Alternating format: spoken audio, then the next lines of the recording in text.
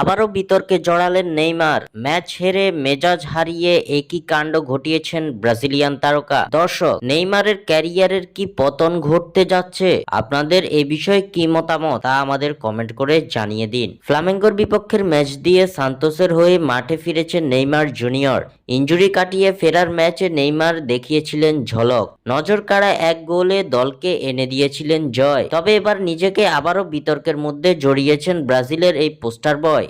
Brazilian সিরিয়াতে মিরাসসোলের বিপক্ষে নাস্তানাবুদ হয়েছে নেইমারের দল সান্তোস। মিরাসসোলের বিপক্ষে সান্তোস হেরেছে ৩-০ গোলে। তবে এই সবকিছুকে ছাপিয়ে গেছে নেইমারের এক অদ্ভুত কাণ্ড।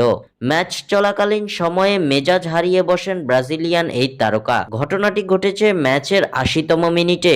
সান্তোস তখন পিছিয়ে ২-০ গোলে। ঠিক তখনই নেইমার ছুটে যেতে থাকেন গ্যালারিতে থাকা দর্শকদের দিকে। প্রতিপক্ষের দর্শকদের এ সময় জার্সিতে থাকা সান্তোসের দুটি স্টারের দিকে ইঙ্গিত করেন নেইমার। এছাড়াও ইশারা দিয়ে প্রতিপক্ষের দর্শকদের চুপ থাকতে বলেন ব্রাজিলিয়ান এই সুপারস্টার। এখানেই ক্ষান্ত হননি নেইমার জুনিয়র। সবশেষে মিরাসসোলের দর্শকদের ছোট বলে ইঙ্গিত করতে দেখা যায় নেইমারকে। হাত দিয়ে ইশারায় নেইমার বুঝিয়ে দেন, তোমরা ছোট, আমরা বড়। নেইমারের মতো বিশ্বসেরা একজন তারকার কাছ থেকে এমন আচরণ কাম্য ছিল না কারো।